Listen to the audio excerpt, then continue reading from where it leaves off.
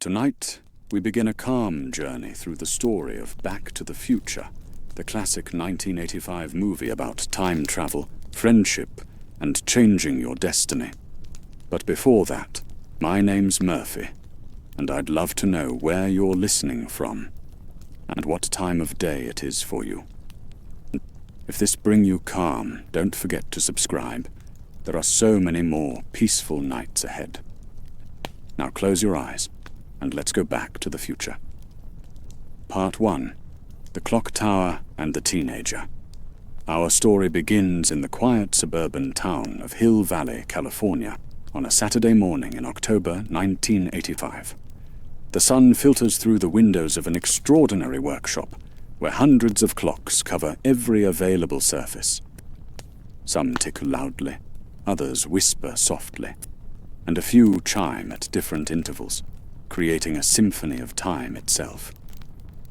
This cluttered laboratory belongs to Dr. Emmett Brown, though everyone simply calls him Doc. The workshop tells the story of an eccentric inventor. Scientific equipment sits alongside household appliances that have been modified beyond recognition.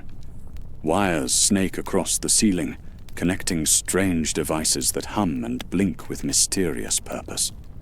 There are prototypes of inventions that seem both brilliant and bizarre, gadgets that suggest a mind always reaching toward tomorrow. Into this world of controlled chaos walks 17-year-old Marty McFly, carrying his skateboard under his arm. Marty has the easy confidence of a teenager who has learned to navigate life on his own terms. His hair is styled in that particular way that teenagers in the 1980s favored, and he wears his signature orange vest over a plaid shirt. He moves through Doc's lab with the familiarity of someone who has been here many times before. But today, Doc is nowhere to be found. Instead, an amplifier sits connected to all the clocks, and when Marty plugs in his guitar and strikes a chord, the sound explodes through the room with such force that it literally blows him backward. The noise is tremendous, echoing off the walls and causing several small items to crash to the floor. As Marty picks himself up, dusting off his clothes, an answering machine activates with Doc's excited voice. The recording tells Marty to meet him at the Twin Pines Mall at exactly 1:15 in the morning, for what Doc describes as a very important experiment. There's something in Doc's voice that suggests this isn't just another one of his usual inventions. Morning in Hill Valley. Marty leaves the lab and rides his skateboard through the awakening streets of Hill Valley. The town has a comfortable, lived-in quality that speaks of decades of quiet suburban life. Small businesses line the main street, each with hand-painted signs and window displays that change with the seasons. The architecture is a mix of styles from different eras, as if the town has grown organically over the years, adding new buildings while preserving old ones. In the town square stands the impressive Hill Valley Clock Tower, a beautiful structure that has watched over the community for generations. However, its hands are frozen at 10:04, marking the exact moment when lightning struck it 30 years ago during a terrible storm. A small fundraising booth sits near the tower, where volunteers collect donations to restore the clock to working order. A loudspeaker crackles to life periodically, reminding citizens that the clock tower is a vital part of Hill Valley's heritage and deserves to be saved for future generations.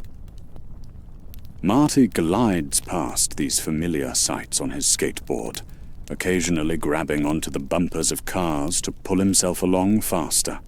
This practice, while technically against traffic laws, is something he has perfected over the years. He weaves between pedestrians and navigates around delivery trucks with the skill of someone who knows every crack in the sidewalk. The morning air carries the sounds of a small town coming to life. Shop owners raise their metal security gates with rattling chains. Cars from the early 1980s purr past with their distinctive engine sounds. Somewhere in the distance, a dog barks, and the faint sound of a radio playing pop music drifts from an open window.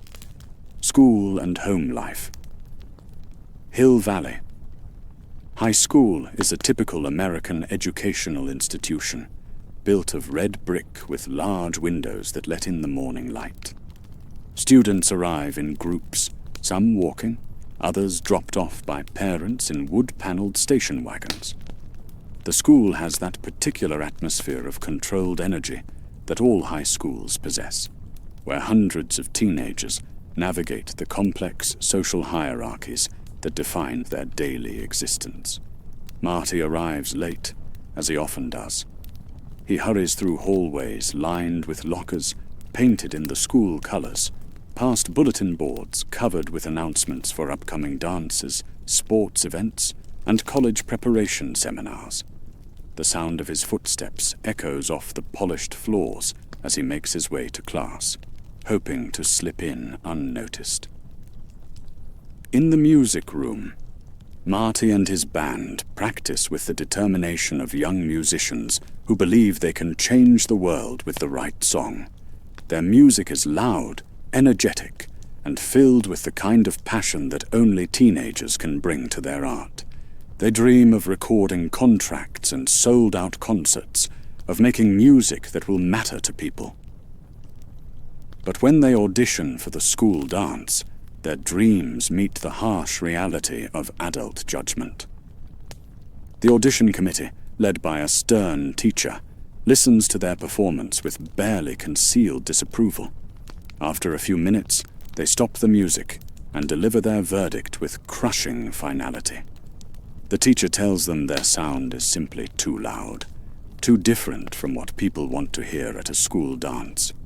The rejection stings, but it's a familiar pain for Marty, who has learned that his ideas about music don't always align with what others expect.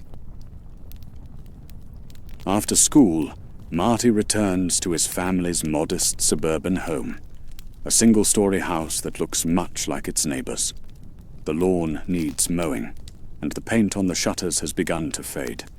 Inside, the house feels smaller than it appears from the street, with furniture that has seen better days and family photos that chronicle years of quiet disappointment. George McFly, Marty's father, sits in his favorite chair, reading science fiction novels with the intense concentration of someone escaping into other worlds. George is a thin man in his late 40s, with thinning hair and glasses that always seem to be sliding down his nose. He works at an office job that provides steady income but little satisfaction, and he has the resigned air of someone who stopped believing his dreams would come true long ago. George's personality is defined by an almost painful shyness. He speaks quietly, apologizes frequently, and seems to shrink into himself whenever confronted with any form of conflict. When his supervisor, a man named Biff, comes to the house, George's discomfort is obvious to everyone present. Biff is everything that George is not. He's loud, aggressive, and seems to take genuine pleasure in making others uncomfortable. He has the build of someone who was probably an athlete in high school and has spent the years since then trading on those past glories. When he speaks to George, his tone carries the implied threat of someone who has always gotten his way through intimidation. The dynamic between George and Biff is painful to watch. Biff treats George with casual contempt, as if he were an employee rather than a peer. He makes demands disguised as requests, knowing that George lacks the confidence to refuse.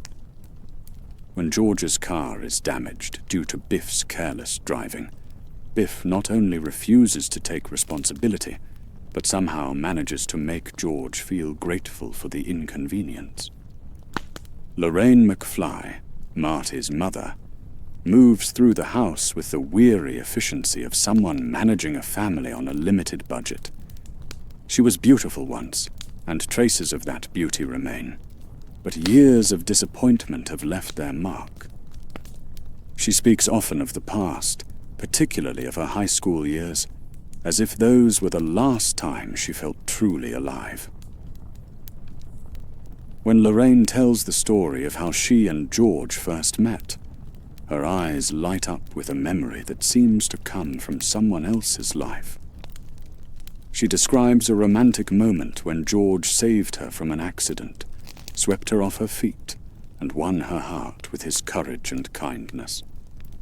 But looking at George now, slouched in his chair and afraid to stand up to his own supervisor, it's hard to imagine him as the hero of anyone's love story.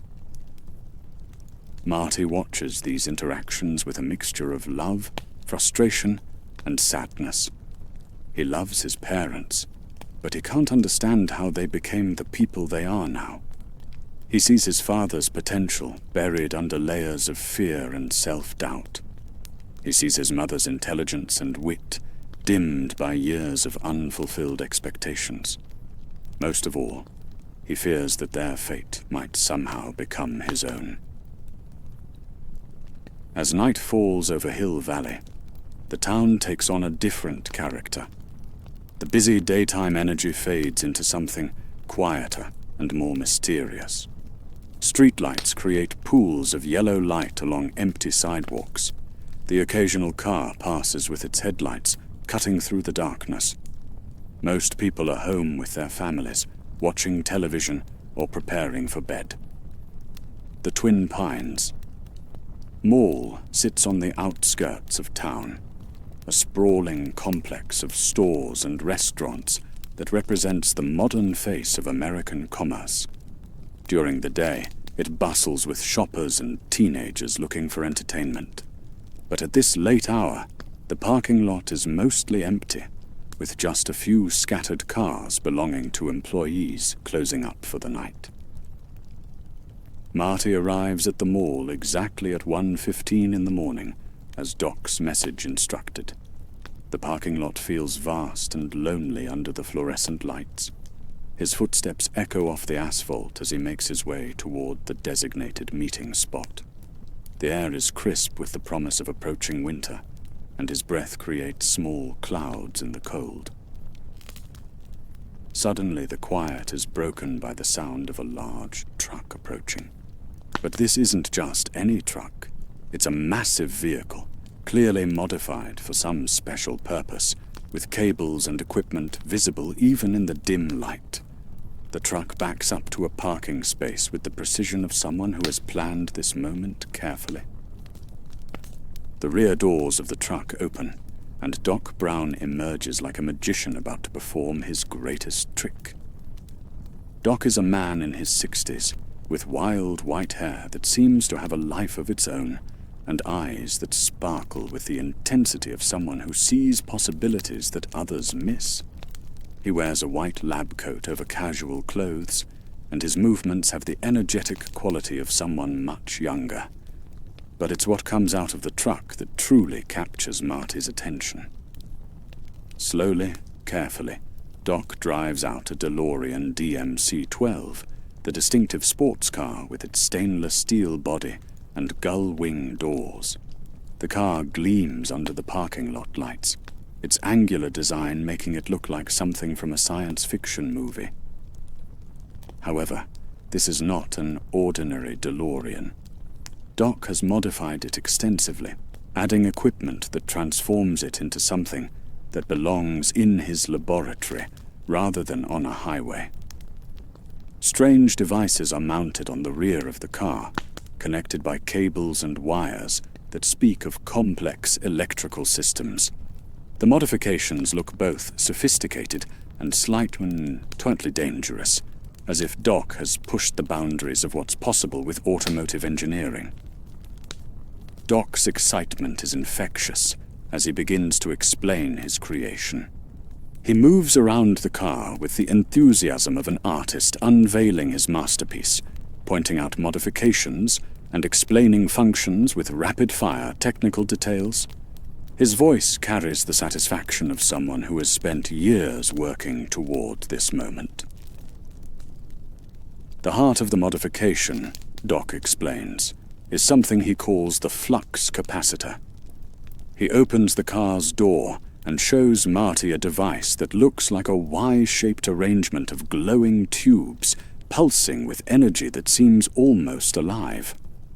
Doc tells the story of how he invented it, how the idea came to him in a flash of inspiration after he fell off his toilet while hanging a clock and hit his head on the sink.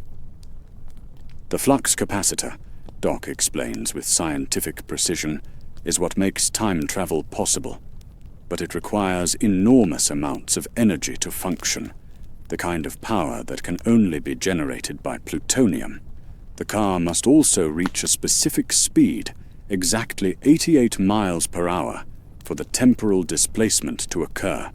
At that speed, the flux capacitor activates, and the car and its passengers are transported through time. To demonstrate that his machine actually works, Doc prepares an experiment. He places his dog, Einstein, in the driver's seat of the DeLorean and sets the time circuits for exactly 1 minute in the future. Einstein, a gentle and intelligent animal who has apparently been through this before, sits calmly as Doc secures him in place. Doc uses a remote control to activate the car from a safe distance. The DeLorean's engine roars to life, and the vehicle begins moving forward across the parking lot. As it accelerates, the modified equipment on the rear begins to glow and hum with increasing intensity. The speedometer climbs steadily, 60, 70, 80 miles per hour. Then, at exactly 88 miles per hour, something extraordinary happens. The air around the car seems to shimmer and distort. Brilliant white light erupts from the flux capacitor, so bright that Marty has to shield his eyes. For a moment, the entire parking lot is illuminated as if by daylight. When the light fades, the DeLorean is gone, completely gone. Only 2 trails of fire remain on the asphalt, marking the path where the car disappeared. Marty stares at the empty space, his mind struggling to process what he has just witnessed. Doc checks his watch with scientific precision, counting down the seconds. And then, exactly 1 minute after it vanished, the DeLorean reappears in a flash of light and electricity, materializing out of thin air with Einstein still safely inside. The car's exterior is covered with ice, the result of traveling through time. Steam rises from the frozen metal as Doc opens the door and retrieves Einstein, who appears completely unaffected by his journey into the future. Doc explains that Einstein has experienced temporal displacement, traveling 1 minute forward in time while the rest of the world continued normally. Doc's explanation of the time machine and its capabilities fills Marty with wonder and disbelief. The scientific principles seem impossible, yet he has just witnessed proof that they work. Doc speaks about the implications of time travel, about the ability to witness historical events firsthand, to see the future before it happens, to understand the nature of time itself. But their moment of triumph is suddenly interrupted by the arrival of unexpected visitors. Headlights appear at the entrance to the parking lot, and a van approaches with the purposeful movement of people who know exactly where they're going. The vehicle's occupants are clearly not random late-night shoppers. As the van gets closer, Doc's demeanor changes completely. The excitement drains from his face, replaced by fear and resignation. He recognizes these people, and their presence here means serious trouble. Doc explains quickly that these are Libyan terrorists, members of a group from whom he stole the plutonium that powers the time machine. The situation unfolds with terrifying speed. The Libyans emerge from their van armed and angry, shouting accusations at Doc in their native language. They have tracked him down, determined to recover their stolen material and exact revenge for his theft. Doc tries to negotiate, to explain that he used their plutonium for scientific research rather than weapons, but they are beyond reason. In the chaos that follows, Doc is shot by the terrorists. He falls to the ground, mortally wounded, while Marty watches in horror. The Libyans turn their attention to Marty, who finds himself trapped in the parking lot with nowhere to run and no way to help his friend. Acting on pure instinct, Marty jumps into the DeLorean, hoping to use it to escape. But the car's controls are unlike anything he has ever seen. Instead of a simple ignition key, there are digital displays, control panels, and the time circuit display that Doc was so proud of showing him. The Libyans pursue Marty across the parking lot, their van gaining ground as he struggles to understand the DeLorean's controls. The car accelerates, but Marty is driving purely on adrenaline, without any real plan, except to get away from immediate danger. The speedometer needle climbs as Marty pushes the accelerator to the floor. 60 miles per hour, 70, 80. He's focused entirely on escaping, not paying attention to the digital displays that Doc spent so much time explaining. At exactly 88 miles per hour, the flux capacitor activates. The world explodes into light and energy around Marty. The parking lot disappears. The Libyans disappear. The night itself seems to vanish as reality bends and reshapes itself according to the laws of temporal physics that Doc discovered. When the light fades and Marty's vision clears, he finds himself on a country road surrounded by farmland. But this is not the farmland that exists around Hill Valley in 1985. These fields look different, less developed, more pristine. The road beneath the DeLorean's tires is not the smooth asphalt he expects, but rougher pavement from an earlier era. Marty brings the car to a stop and looks around in confusion. Where the Twin Pines Mall should be, there are only 2 small pine trees in the middle of an empty field. The landscape is familiar, yet completely different, as if he's looking at Hill Valley through a filter that has removed decades of development and change. A sign by the roadside confirms his worst fears. It welcomes visitors to Hill Valley, but the date listed is November 5th, 1955. 30 years before Marty was even born. The realization hits him with the force of a physical blow. The time machine worked exactly as Doc said it would. But instead of traveling 1 minute into the future like Einstein, Marty has been transported 3 decades into the past. He is stranded in 1955, in a world where none of the people he knows have been born yet, where his parents are still teenagers, where Doc Brown is 30 years younger. The DeLorean sits silent around him, its plutonium fuel exhausted by the journey through time.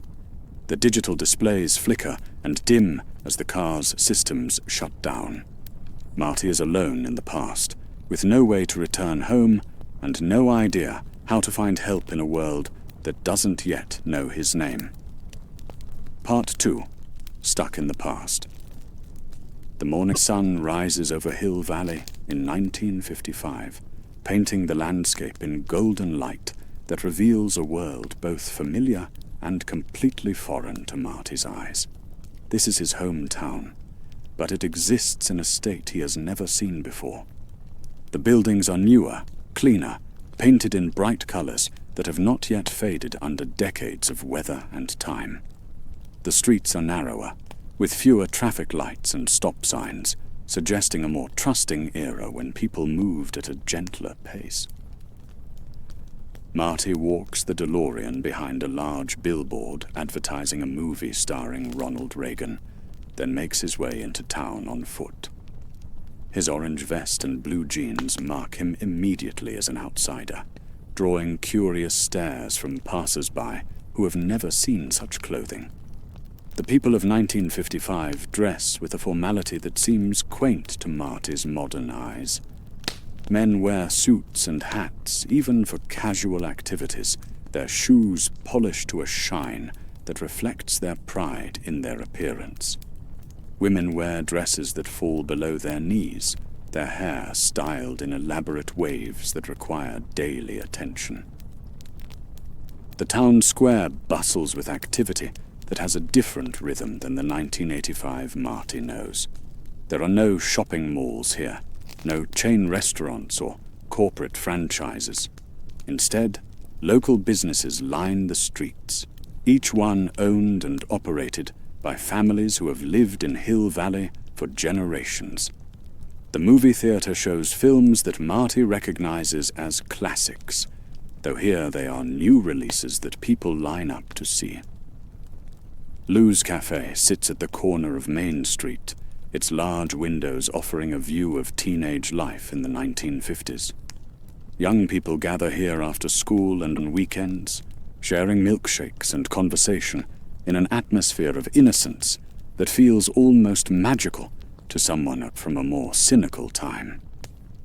The boys wear Letterman jackets and carefully styled hair, while the girls dress in poodle skirts and bobby socks, their laughter ringing out like music. But it's the presence of the clock tower that truly shows Marty how far back in time he has traveled. Here, in 1955, the clock works perfectly. Its hands move with mechanical precision, marking the passage of time for a community that depends on its accuracy. The tower looks newer, its stonework unblemished by the weather and neglect that will mark it in Marty's time. Back at the DeLorean, hidden behind the billboard, Marty faces the harsh reality of his situation. The car that brought him to 1955 now sits lifeless, its sophisticated systems shut down due to lack of fuel. The plutonium that powered his journey through time has been completely consumed, leaving him stranded in an era where such exotic materials don't exist. Marty examines the time circuits that Doc explained with such enthusiasm, but the displays remain dark and unresponsive. He tries turning the ignition, hoping that perhaps the car's conventional engine might still function, but even that system seems to have been affected by the temporal displacement. The DeLorean has become an expensive piece of sculpture, beautiful but utterly useless for transportation. The instruction manual that Doc provided offers little help. The technical specifications require materials and equipment that won't be invented for decades. The plutonium needed to power the flux capacitor is not something that can be purchased at a 1955 hardware store, assuming such a store would even know what plutonium is. Marty sits in the driver's seat, surrounded by technology from a future that hasn't happened yet, and contemplates the enormity of his predicament. He is trapped in the past with no apparent way home, carrying identification that won't be issued for 30 years, and wearing clothes that make him stand out like a visitor from another planet. The weight of his situation begins to sink in. He doesn't just need to find a way back to 1985. He needs to do it without changing anything important about the past. Doc's warnings about the dangers of time travel echo in his memory, though at the time they seemed like theoretical concerns rather than practical problems. Driven by curiosity and a growing sense of desperation, Marty makes his way into Hill Valley High School. The building looks much the same as it will in his time, but the atmosphere inside is completely different.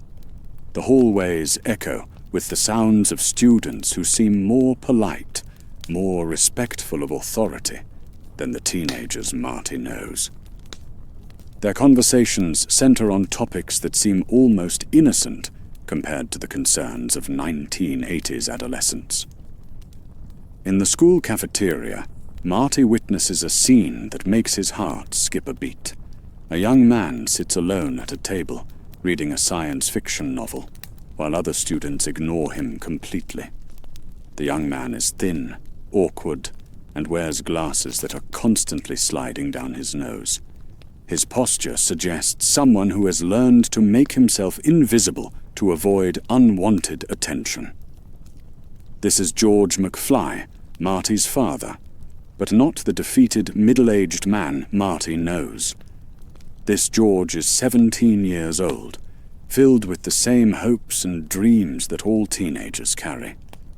He writes stories in his spare time, science fiction tales about brave heroes and distant planets. But even at this young age, George shows signs of the timidity that will define his adult life. As Marty watches, he sees the moment that his mother has described so many times.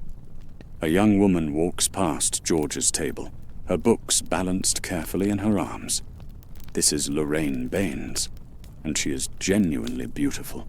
Her hair catches the light as she moves, and her smile seems to illuminate the entire cafeteria. She has a confidence and vitality that the older Lorraine has lost, a sense that the world is full of possibilities waiting to be explored. But the romantic meeting that Lorraine remembers so fondly doesn't happen the way she tells it. George doesn't save her from any accident or sweep her off her feet with heroic actions. Instead, he simply watches her from afar, too shy to approach, too afraid of rejection to take any action at all. Marty realizes that he is witnessing the foundational moments of his parents' relationship, but they're not unfolding the way family legend suggests. George's obvious attraction to Lorraine is matched by his complete inability to act on it. He admires her from a distance, writes stories inspired by her beauty, but never finds the courage to speak to her. The scene becomes even more complicated when Biff Tannen appears. But this is not the middle-aged Biff that Marty knows, the one who has learned to disguise his aggression behind a veneer of false friendship. This is teenage Biff, all raw hostility and barely controlled violence. He's bigger than the other students, more physically mature, and he uses his size to intimidate anyone who crosses his path. Biff's relationship with George is already established, a pattern of bullying that has probably been going on for years. When Biff demands that George hand over his homework to be copied, George complies immediately, apologizing for any inconvenience. The exchange is painful to watch, a preview of the dynamic that will define their adult relationship. Desperate for help and running out of options, Marty decides to seek out the one person who might understand his situation. Doc Brown, in 1955, is 30 years younger than the man Marty knows, but surely he possesses the same brilliant mind and fascination with scientific possibilities. Finding Doc's address in the phone book, Marty makes his way to a large Victorian house on the outskirts of town. The house is impressive, clearly the home of someone with both wealth and eccentric tastes. The architecture is elaborate, with towers and gabled roofs that give it the appearance of a mansion from a Gothic novel. The property shows signs of scientific experimentation everywhere. Strange devices sit in the yard, some recognizable as early versions of inventions that will fill Doc's 1985 laboratory. Others appear to be failed experiments, abandoned projects that didn't work out as planned. The overall effect is of a mind constantly working, constantly trying to push the boundaries of what's possible. When Marty rings the doorbell, he is greeted by a man who is unmistakably Doc Brown, but transformed by youth. This Doc has dark hair instead of white, fewer wrinkles around his eyes, and the kind of energetic movement that suggests unlimited confidence in his abilities. He wears a white lab coat over a suit, and his eyes have the same intense focus that Marty remembers. But when Marty tries to explain his situation, he encounters a problem he hadn't anticipated. This Doc Brown hasn't invented time travel yet. The flux capacitor, the breakthrough that makes everything possible, won't occur to him for another 30 years. When Marty mentions time travel, Doc's reaction is one of complete skepticism, the response of a scientist who has been trained to dismiss impossible claims. Marty realizes that he needs proof, something that will convince Doc that his story is true. The problem is that most of his evidence comes from a future that hasn't happened yet. He can't simply show Doc a photograph of the time machine, because it won't be built for decades. The breakthrough comes when Marty demonstrates knowledge that no one in 1955 could possibly possess. He tells Doc about scientific discoveries that haven't been made yet, describes inventions that won't appear for years, and most convincingly, explains the exact circumstances under which Doc will develop the flux capacitor in 30 years. Doc's skepticism begins to crack when Marty describes, in precise detail, the accident that will lead to Doc's greatest discovery: the bathroom, the clock, the toilet seat that will cause Doc to fall and hit his head on the sink, providing the flash of inspiration needed to conceive of temporal displacement. No one could know these details unless they had actually spoken to Doc about them in the future. But the final proof comes when Marty shows Doc the flux capacitor itself, still visible in the DeLorean, despite the car's lack of power. Doc examines the device with growing amazement, recognizing the elegant simplicity of its design and understanding immediately how it would function. This is technology that represents the culmination of his life's work, presented to him 30 years before he should be capable of creating it. Doc's reaction to learning about the future is complex and deeply emotional. He discovers that his life's work will ultimately succeed, that his dreams of scientific breakthrough will be realized. But he also learns about the failures and disappointments that lie ahead, the years of struggle and ridicule he will endure before achieving his goals. The knowledge that time travel is possible fills Doc with excitement, but it also presents him with an enormous ethical dilemma. Should he use Marty's presence to advance his research, potentially changing the timeline and preventing Marty's existence? Or should he help Marty return to his own time, even though doing so means giving up the greatest scientific opportunity of his life? After the initial shock of learning about time travel wears off, Doc's scientific mind begins working on the practical problems of returning Marty to 1985. The challenge is enormous.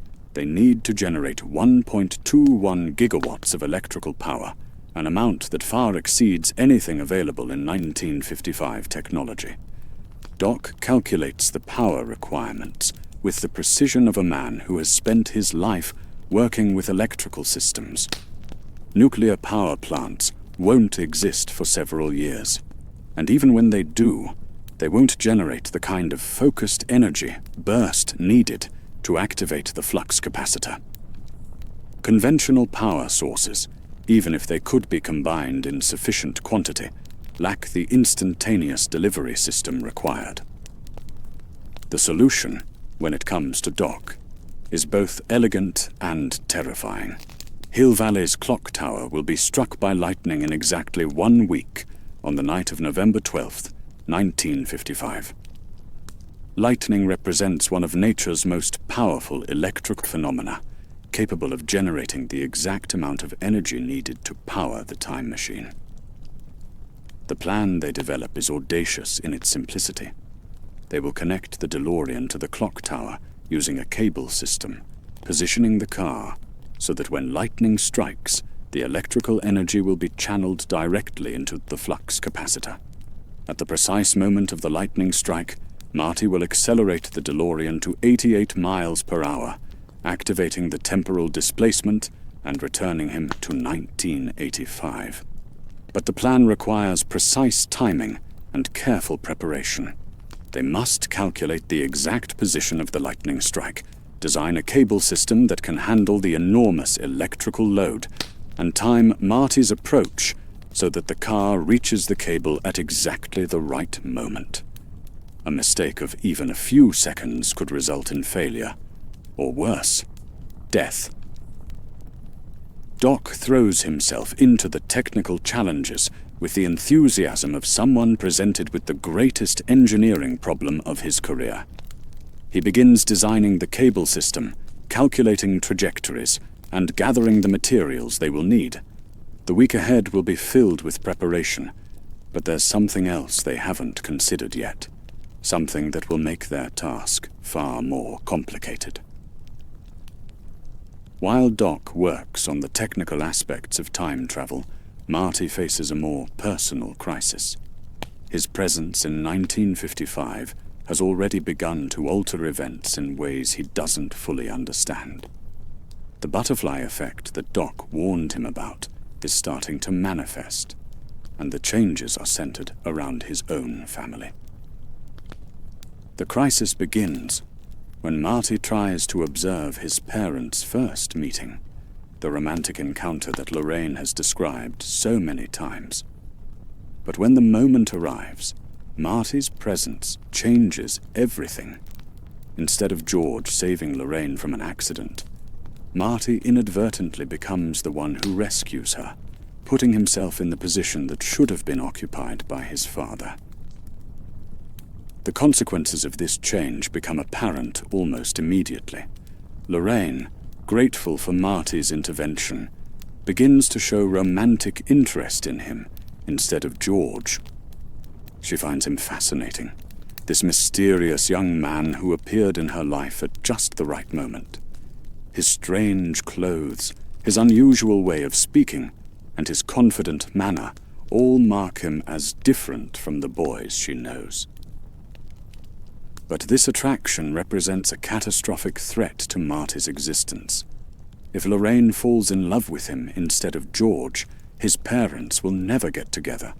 They will never get married, never have children, and Marty himself will never be born. The photograph he carries of himself and his siblings begins to fade, a visual representation of his disappearing future. Doc explains the science behind what's happening with clinical detachment that barely conceals his horror. Marty has created a temporal paradox, a situation where his actions in the past are preventing his own birth. Unless he can find a way to ensure that George and Lorraine fall in love, he will literally fade from existence, erased from the timeline as if he had never been born.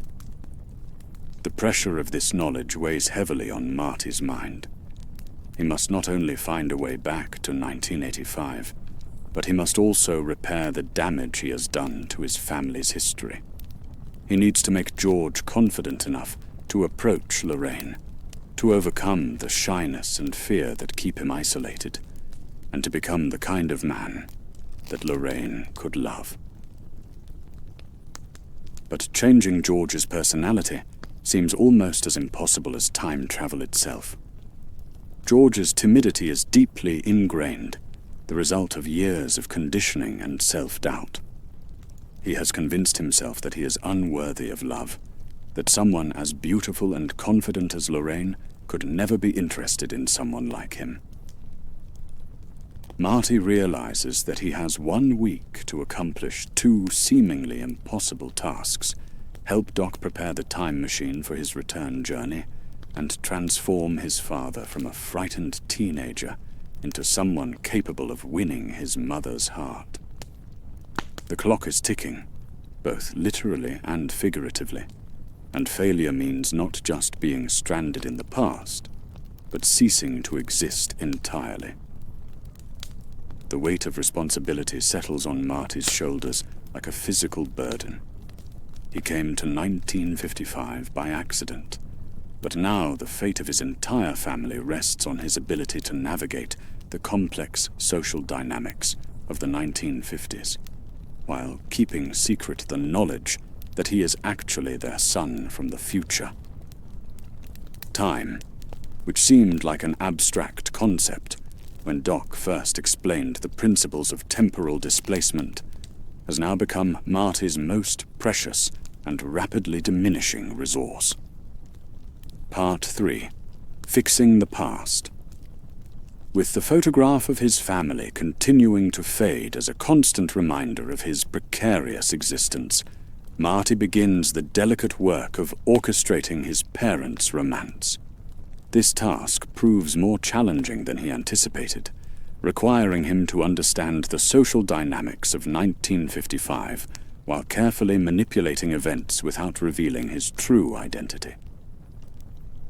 Marty starts by observing George's daily routine, learning his habits, and identifying opportunities for intervention. George spends most of his time alone, reading science fiction novels and writing stories that he shares with no one. His isolation is almost complete. He seems to move through the halls of Hill Valley High School like a ghost, invisible to most of his classmates, and completely unknown to the girl he admires from afar. The depth of George's shyness becomes apparent when Marty watches him practice conversations with Lorraine in front of his bedroom mirror. George rehearses elaborate speeches, declaring his love and admiration with passionate eloquence. But these performances are purely private. When he encounters Lorraine in person, he becomes tongue-tied and awkward, capable of nothing more than stammered greetings and nervous smiles. Marty realizes that George's problem isn't a lack of intelligence or genuine feeling, but rather a complete absence of self-confidence. Years of being bullied by Biff and ignored by his peers have convinced George that he has nothing valuable to offer. He views Lorraine as impossibly out of his reach, a beautiful goddess who could never be interested in someone as ordinary as himself. The solution, Marty decides, is to create situations where George can interact with Lorraine in a natural way, building his confidence gradually while giving her opportunities to see his better qualities. But every attempt at subtle manipulation seems to backfire. When Marty arranges for George to be in the same place as Lorraine, George either doesn't notice the opportunity or becomes so nervous that he makes a poor impression. The most painful example occurs in the school library, where Marty engineers a meeting by having George return a book that Lorraine needs for a class project. The setup is perfect. Lorraine is sitting alone at a table, struggling with her homework, while George approaches with exactly the resource she requires. But when the moment arrives, George's nerve fails him completely. He sees Lorraine, freezes like a deer in headlights, and quietly places the book on a nearby shelf before retreating without saying a word. Marty watches this missed opportunity with growing frustration. Time is running out, and George seems incapable of taking even the smallest step towards the woman he claims to love. The photograph in Marty's pocket continues to fade, the image of his siblings becoming increasingly transparent as the timeline shifts away from his existence. Desperate to accelerate the process, Marty takes a more direct approach to George's confidence problem. He begins appearing in George's life as a mysterious advisor, someone who seems to know exactly what George needs to hear to overcome his fears. Marty creates an elaborate persona, pretending to be a visitor from another planet who has come to Earth to help George fulfill his destiny. The alien disguise serves multiple purposes. It explains Marty's strange clothes and unusual knowledge while giving him the authority to make dramatic pronouncements about George's future. Wearing a radiation suit borrowed from Doc's laboratory and a makeshift helmet, Marty appears in George's bedroom late at night, announcing himself as Darth Vader from the planet Vulcan. George's reaction to this extraterrestrial visitor is a mixture of terror and fascination. His love of science fiction has prepared him to accept the possibility of alien contact, even as his rational mind struggles with the impossibility of the situation. Marty exploits this confusion, speaking in an electronically distorted voice about George's cosmic importance and his need to ask Lorraine to the upcoming school dance. The alien encounter has a profound effect on George's psyche. For the first time in his life, someone has told him that he is special, that his actions matter, that he has a destiny beyond the small world of Hill Valley High School. The confidence boost is temporary but significant, giving George the courage to make his first real attempt at approaching Lorraine. That attempt takes place in Lou's Cafe, the social center of teenage life in 1955. The cafe is always crowded after school, filled with the sounds of conversation, laughter, and the latest popular music playing on the jukebox. Students gather in booths and around the counter, sharing milkshakes and gossip, while establishing the social hierarchies that will define their high school experience. Marty watches from across the room as George enters the cafe, his newfound confidence evident in his straighter posture and more purposeful stride. Lorraine sits in a booth with her friends, looking radiant in a sweater and skirt that emphasize her natural beauty. The scene is set for the romantic breakthrough that Marty has been orchestrating. But George's approach is interrupted by the arrival of Biff Tannen and his gang of followers. Biff moves through the cafe like a predator, claiming territory, his physical presence intimidating other students into giving him whatever he wants. When he sees George approaching Lorraine's booth, his expression darkens with the promise of confrontation. Biff Tannen, in 1955, is a force of nature, all barely controlled aggression and primitive dominance displays. He has the build of someone who has always relied on physical intimidation to get his way, with broad shoulders and large hands that he uses to emphasize his points. His face has a cruel quality that suggests he takes genuine pleasure in the discomfort of others. The confrontation in Lou's Cafe begins with Biff's usual pattern of humiliation. He intercepts George before he can reach Lorraine's table, grabbing him by the shirt and making loud comments about George's appearance and social status. The other students in the cafe pretend not to notice, having learned that drawing Biff's attention is never wise. But this time, George surprises everyone, including himself, by refusing to back down immediately.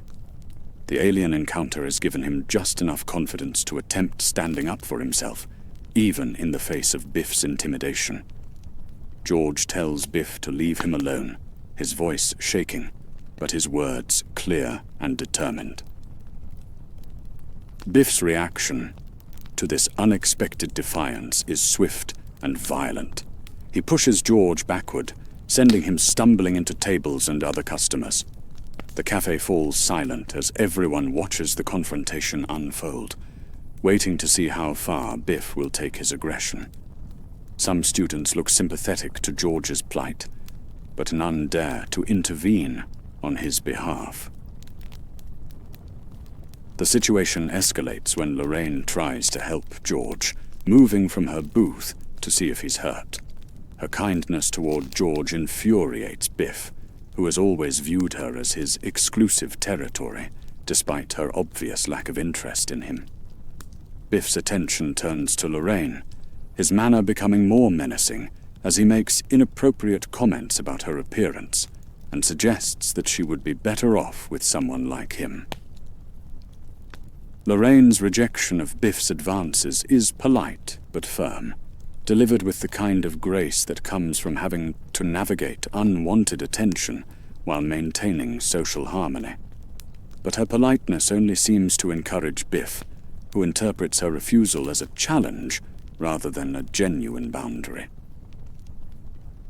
The confrontation reaches a crisis point when Biff physically corners Lorraine, using his size and position to prevent her from moving away.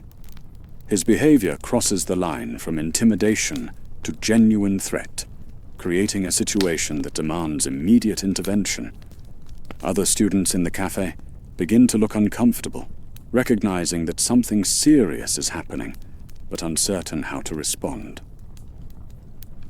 It's at this moment that Marty realizes he cannot remain a passive observer.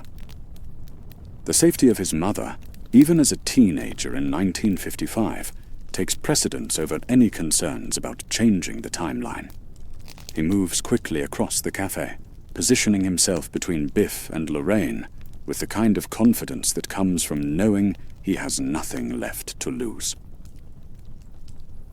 While Marty deals with the social complexities of his parents' relationship, Doc Brown immerses himself in the technical challenges of their time travel plan. The week leading up to the lightning strike becomes a frantic period of preparation, with Doc working around the clock to design and build the equipment they will need. The clock tower itself becomes Doc's laboratory, a vertical workspace where he must install the cable system that will channel lightning directly into the DeLorean. The tower's interior is a maze of wooden beams and mechanical clockwork, all of it carefully maintained by the city's maintenance crew, who have no idea that their historic landmark is about to become the focal point of a temporal displacement experiment. Doc's plan requires precise calculations of electrical load, wind resistance, and timing. The lightning bolt will last only a fraction of a second, but during that brief moment, it will generate enough electrical energy to power a small city. Capturing and directing that energy requires equipment that pushes the boundaries of 1955 technology. The cable system Doc designs is an intricate network of copper wires and insulators carefully routed through the clock tower's structure to create a direct path from the lightning rod to the street below. Every connection must be perfect, every joint properly insulated, because the smallest flaw could result in an electrical fire or catastrophic failure. Doc works with the intensity of someone who understands that failure means more than just a missed opportunity. If they cannot return Marty to 1985, the young man will remain trapped in the past, forced to live out his life in an era where he doesn't belong. Worse, his continued presence in 1955 threatens to create paradoxes that could unravel the fabric of time itself. The weather forecast becomes an obsession for Doc, who monitors every change in atmospheric pressure and wind direction. The lightning strike that will save them is dependent on natural forces beyond their control, a reminder that even the most sophisticated human plans are subject to the whims of nature. As the week progresses, Marty finds himself juggling multiple responsibilities that would challenge even someone with extensive experience in temporal mechanics. He must continue helping George build confidence while ensuring that his own relationship with Lorraine doesn't develop beyond friendship. The balance is delicate, requiring him to be supportive enough to maintain her trust, while distant enough to redirect her romantic interest toward George. The upcoming enchantment under the sea. Dance becomes the focal point of all their efforts. This is the event where George and Lorraine are supposed to fall in love, the moment that will determine whether Marty's timeline can be restored. But getting George to ask Lorraine to the dance proves more difficult than Marty anticipated.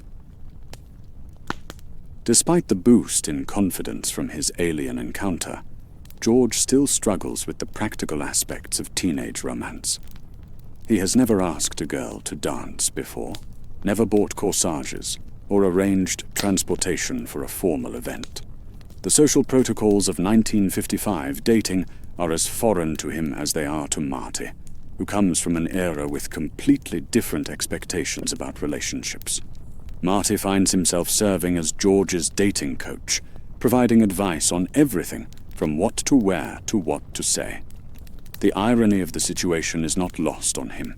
He is teaching his own father how to court his mother, using knowledge gained from growing up in their household to help them create that household in the first place. The conversation where George finally asks Lorraine to the dance takes place outside the school, where Marty has arranged for them to have a few minutes alone. George approaches the moment with the nervous energy of someone attempting a dangerous stunt, his carefully rehearsed words tumbling out in a rush of anxiety and hope. Lorraine's acceptance of George's invitation is gentle and encouraging, delivered with the kind of smile that can transform a person's entire day. She seems genuinely pleased by his invitation, perhaps recognizing the courage it took for someone as shy as George to approach her. The moment represents a victory for both George and Marty, a step toward restoring the timeline that gave Marty life. The Enchantment Under the Sea. Dance takes place in the Hill Valley High School Gymnasium, transformed for the evening into a magical underwater wonderland. Blue and green streamers hang from the ceiling like seaweed, while paper fish and seahorses create the illusion of an ocean floor. The decorations are elaborate by 1955 standards, representing weeks of work by the student committee responsible for the event. The band for the evening is Marvin Berry and the Starlighters, a local group that plays the popular music of the era with energy and enthusiasm. Their setup occupies one end of the gymnasium, with amplifiers and microphones that represent the cutting edge of 1955 audio technology. The dance floor stretches before them, polished to a shine that reflects the colored lights strung around the room. Students arrive in formal wear that reflects the fashion sensibilities of the 1950s. The boys wear suits with narrow ties and carefully styled hair, while the girls dress in full skirts and layers of petticoats that make them look like walking flowers. The overall effect is one of innocence and formality, a far cry from the casual approach to formal events that will characterize later decades. George arrives at the dance, transformed by his new confidence and the careful grooming advice Marty has provided. His suit fits properly, his hair is styled with precision, and his posture suggests someone who has learned to believe in himself. When Lorraine sees him, her face lights up with genuine pleasure, confirming that their growing relationship is built on real attraction rather than obligation.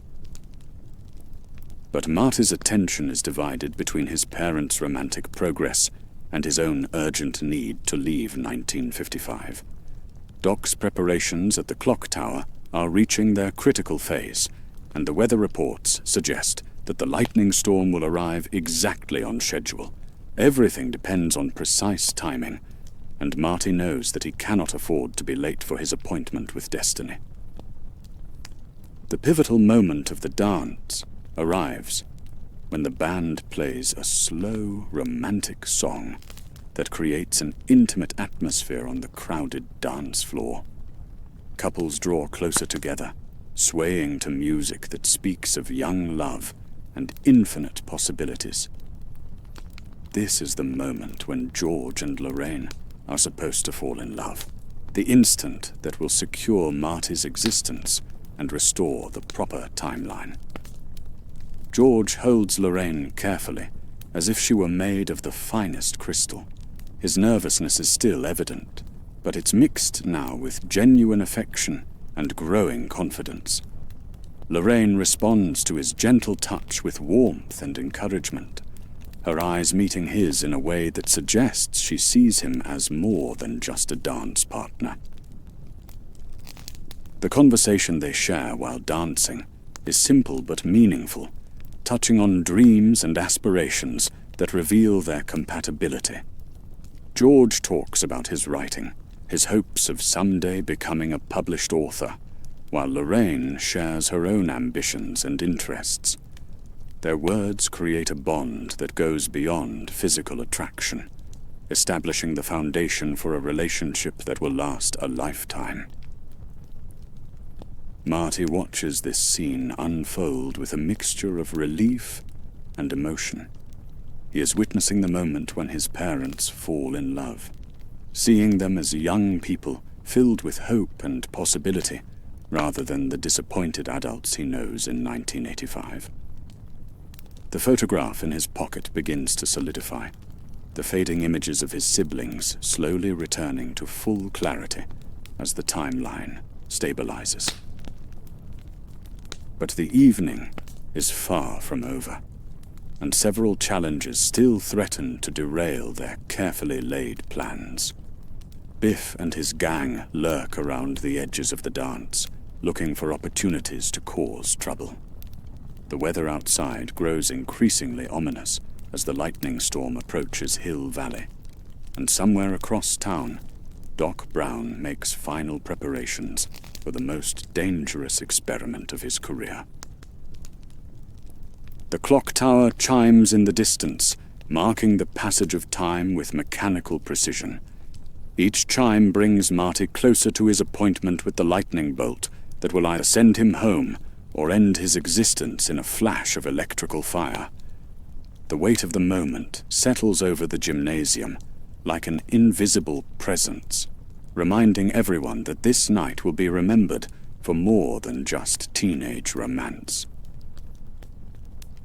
As George and Lorraine continue to dance, lost in each other's eyes and oblivious to the temporal mechanics surrounding them, Marty prepares to leave the warmth and safety of the dance floor for the dangerous work that awaits him at the clock tower. The next few hours will determine not just his own fate, but the future of his entire family. Part 4. Going Back to the Future. The storm arrives in Hill Valley with the dramatic intensity that only nature can provide. Dark clouds roll across the sky like an advancing army, blocking out the stars and moon until the night becomes as black as the inside of a cave. The wind picks up, causing tree branches to sway violently and sending loose papers and debris swirling through the empty streets. Marty leaves the warmth and safety of the school dance, his heart heavy with the knowledge that he may never see his parents as young people again. The photograph in his pocket shows his siblings clearly now, proof that George and Lorraine's relationship is developing as it should. But his own situation remains perilous, entirely dependent on the success of Doc's lightning experiment. The DeLorean sits waiting where they left it, positioned at the end of Main Street, in perfect alignment with the cable that Doc has strung from the clock tower. The car looks almost supernatural in the storm lighting, its stainless steel body reflecting the occasional flashes of lightning that illuminate the approaching tempest. Doc has made final modifications to the time circuits, ensuring that they will activate at exactly the right moment. Doc himself is a study in controlled anxiety, checking and rechecking every connection in the cable system while keeping one eye on the storm's progress. His wild hair whips around his face in the wind, and his laboratory coat flaps behind him like the wings of some strange scientific bird. Despite the danger of what they're attempting, his eyes shine with the excitement of someone about to witness the impossible. The timing of their experiment must be perfect down to the second. Historical records show that lightning will strike the clock tower at exactly 10:04 p.m., and the DeLorean must be traveling at precisely 88 miles per hour when it reaches the cable at that moment. A delay of even a few seconds could mean the difference between success and catastrophic failure. As the appointed hour approaches, Marty climbs into the DeLorean and starts the engine. The car's familiar sounds are reassuring in the chaos of the storm, a reminder of the technology that brought him to 1955 and will hopefully take him home. The time circuits glow with their characteristic amber light, displaying the destination date of November 5th, 1985, exactly 30 years in the future. But just as Marty prepares to begin his acceleration run, disaster strikes. A tree branch, weakened by the storm, crashes down across the cable that connects the clock tower to the street. The electrical connection that Doc has spent a week perfecting is severed, leaving them with no way to channel the lightning into the DeLorean's flux capacitor. Doc's reaction to the broken cable is immediate and heroic. Without hesitation, he grabs the severed ends of the wire and begins climbing the clock tower, determined to reconnect the system manually.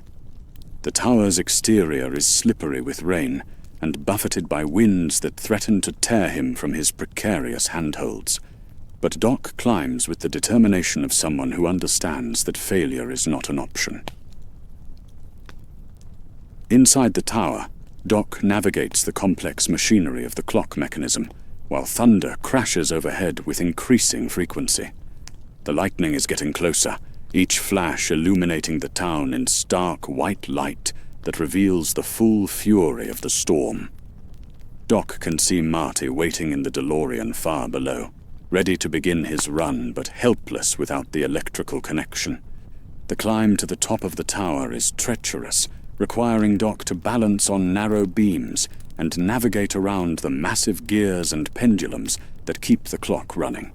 His laboratory coat catches on protruding mechanisms, and his feet slip on wet metal surfaces that were never designed for human traffic.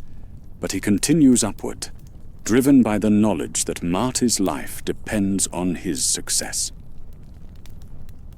At the base of the tower, Marty watches Doc's progress with growing anxiety. The storm is reaching its peak, and the historical records indicate that the lightning strike will occur within minutes. If Doc cannot reconnect the cable in time, Marty will miss his only opportunity to return to 1985, condemned to live out his life in the wrong decade. The wind howls through the streets of Hill Valley with increasing intensity, creating an almost supernatural atmosphere that makes the entire enterprise seem like something from one of George's science fiction stories. Street lamps flicker in the electrical disturbance, and windows in nearby buildings rattle in their frames as the storm demonstrates its power. Doc reaches the top of the clock tower, just as the first bolt of lightning illuminates the sky directly overhead. The electrical charge in the air is so intense that it makes his hair stand on end and creates a metallic taste in his mouth. Working frantically, he strips the insulation from the broken cable ends and attempts to create a connection that will hold long enough to channel the lightning. The moment when Doc connects the cable is a testament to human ingenuity and determination in the face of seemingly impossible odds. Standing on the narrow platform at the top of the clock tower, buffeted by winds and rain, Doc uses every tool at his disposal to create an electrical connection that will function for the few seconds needed to save Marty. The physics of what Doc is attempting would be dangerous under the best of circumstances. Lightning carries millions of volts of electrical energy, enough to kill a person instantly if they are in the wrong place at the wrong time. But Doc's understanding of electrical systems allows him to position himself safely while still maintaining control over the cable connection. As he works, Doc can see Marty far below, sitting in the DeLorean with the engine running, waiting for the signal to begin his acceleration run. The car looks tiny from this height, a small silver dot against the dark asphalt of Main Street. The distance between them emphasizes the complexity of their coordination. Two people separated by height and space, but united in their desperate attempt to conquer time itself. The storm reaches its crescendo just as Doc completes the electrical connection. Thunder crashes overhead with such force that it seems to shake the very foundations of the clock tower. The air itself feels charged with electricity, creating an atmosphere of anticipation that makes every breath feel significant. Doc signals to Marty that the connection is complete, using a flashlight to send the agreed-upon signal through the storm. The light cuts through the rain and wind like a beacon, carrying the message that will determine whether Marty returns to his own time or remains trapped in 1955 forever. But even as Doc celebrates this success, he faces a new crisis. The wind has loosened his grip on the clock tower's structure, and he finds himself hanging precariously from the cable itself. The irony is terrible. In the act of saving Marty, Doc has put himself in mortal danger, suspended high above the ground, with only his grip on the electrical cable preventing a fatal fall. The clock tower mechanism continues to function around him, its massive gears turning with mechanical precision even as the storm rages outside. The sound of the clockwork mixing with the thunder creates an almost musical backdrop to the drama unfolding at the top of the tower. Down on Main Street, Marty receives Doc's signal and immediately begins his acceleration run. The DeLorean responds to his commands with the precision of a well-tuned machine, its engine roaring to life as he pushes the accelerator to the floor. The speedometer needle begins its crucial climb, 20, 30, 40 miles per hour, each increment bringing him closer to the magical speed that will activate the flux capacitor. The street ahead of Marty stretches exactly the distance that Doc calculated for the acceleration run. Every detail has been planned with scientific precision, from the starting point to the exact location where the car must intersect with the cable. There is no margin for error, no opportunity for a second attempt if something goes wrong. As the DeLorean accelerates, Marty can see the cable hanging from the clock tower, swaying slightly in the wind, but holding its position across the street. The sight fills him with both hope and terror, representing his only chance of escape from 1955, but also the instrument of his potential destruction if the timing is wrong. The speedometer continues to climb, 50, 60, 70 miles per hour. The DeLorean's engine sings with mechanical harmony, every system functioning exactly as designed. The time circuits glow with increasing intensity as the car approaches the critical speed, preparing to engage the temporal displacement field that will send Marty hurtling through time. At 80 miles per hour, Marty can see the lightning building in the clouds overhead. The electrical charge in the atmosphere is so intense that it creates visible arcs between the storm clouds, nature preparing to unleash its power on the small town below. The timing must be perfect. The car must reach 88 miles per hour at exactly the moment when lightning strikes the clock tower. The final seconds of acceleration feel like an eternity, each mile per hour gained, bringing Marty closer to either salvation or disaster. The DeLorean responds beautifully to his control, tracking straight down the center of Main Street toward its appointment with destiny. 85 miles per hour, the flux capacitor begins to glow with its characteristic amber light, preparing to engage the temporal displacement field. 86 miles per hour. Lightning flashes overhead, illuminating the entire town in stark white light that makes everything appear frozen in time. 87 miles per hour. Marty can see Doc hanging from the clock tower cable, his figure silhouetted against the storm clouds like a scene from an adventure novel. 88 miles per hour. At exactly 88 miles per hour, several things happen simultaneously. Lightning strikes the clock tower with the full force of nature's electrical fury, sending millions of volts coursing through Doc's carefully constructed cable system. The DeLorean reaches the precise point where the cable crosses Main Street, its flux capacitor fully charged and ready to engage the temporal displacement field.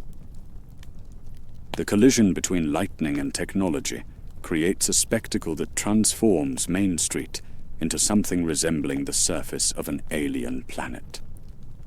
Blue-white electrical energy arcs across the DeLorean's metal surface, while the flux capacitor erupts with light so intense that it briefly turns night into day. The air itself seems to tear apart around the car, reality bending under the stress of temporal manipulation. For Marty, the experience of time travel is both terrifying and transcendent. The familiar sights of 1955 Hill Valley dissolve around him, replaced by a tunnel of light and energy that seems to stretch across eternity. Time becomes fluid, past and future merging into a single moment of pure possibility. The sensation lasts only seconds in real time, but for Marty it feels like hours. He experiences fragments of memory and possibility, glimpses of the timeline reasserting itself around his journey through the decades. The photograph in his pocket glows with temporal energy, the images of his siblings becoming crystal clear as the paradox resolves itself. When the light fades and reality reasserts itself, Marty finds himself back in the parking lot of the Twin Pines Mall. But something is different. The mall's sign now reads Lone Pine Mall, and the terrorists who threatened Doc Brown are nowhere to be seen. The DeLorean sits silent around him, its systems powered down after completing their temporal journey. Marty stumbles from the car, his mind reeling from the transition between decades. The familiar sights of 1985 surround him, but they carry subtle differences that suggest his presence in 1955 has changed more than just his parents' relationship. The world he has returned to is similar to the one he left, but improved in ways that reflect the positive changes he set in motion 30 years in the past. The first sign that Marty's journey through time has altered his present comes when he returns to his family's house. The building itself looks the same from the outside. There are subtle improvements that suggest a more prosperous household. The lawn is better maintained, the paint on the shutters is fresh, and there's an overall sense of care and attention that was missing before. Inside the house, the changes are even more dramatic. The furniture is newer and better quality, arranged in a way that suggests people who take pride in their home. Family photographs cover the walls, showing years of happiness and achievement that replaced the quiet disappointment that characterized Marty's original timeline. But the most remarkable transformation is in Marty's parents themselves. George McFly greets his son with the confident bearing of a successful man, dressed in clothes that suggest both financial success and personal satisfaction. His posture is straight, his voice is strong, and his eyes shine with the kind of confidence that Marty helped him develop as a teenager in 1955.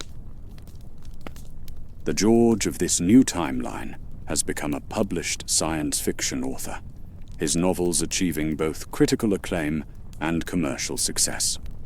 The shy, frightened man who once cowered before Biff Tannen has been replaced by someone who believes in himself and his abilities. The change is so profound that Marty barely recognizes his own father. Lorraine has undergone an equally dramatic transformation. The tired, disappointed woman of the original timeline has been replaced by someone who radiates happiness and contentment. She moves with grace and energy, her laughter genuine and frequent. The love between her and George is obvious in every interaction, a romance that has only grown stronger over the decades since their first dance. Perhaps most satisfying to Marty is the change in his parents' relationship with Biff Tannen. In this new timeline, Biff works for George rather than the other way around. The bully who once terrorized the McFly family now waxes George's cars and performs other menial tasks, his former arrogance replaced by grudging respect for George's success. The transformation extends to Marty's siblings as well. His brother Dave has become a successful businessman, while his sister Linda has developed into a confident, attractive young woman. The family dinner table, once a place of strained silence and unspoken disappointment, now buzzes with conversation about achievements and plans for the future. Doc returns for a new adventure. Just as Marty begins to process the magnitude of the changes his time travel has created, Doc Brown arrives in the DeLorean with news of yet another temporal emergency. But this is not the Doc Brown who Marty left hanging from the clock tower in 1955. This is a Doc who has lived through 30 additional years, growing older and wiser while keeping the secret of their shared adventure. Doc's appearance shows the passage of time, but his energy and enthusiasm remain unchanged.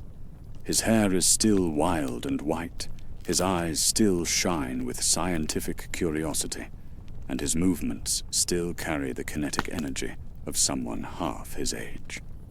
He wears a futuristic outfit that suggests he has been traveling through time extensively since Marty last saw him. The reunion between Marty and Doc is emotional, marking the end of one adventure and the beginning of another. Doc expresses his pride in how Marty handled the challenges of 1955, particularly his success in helping George find the confidence needed to build a better life.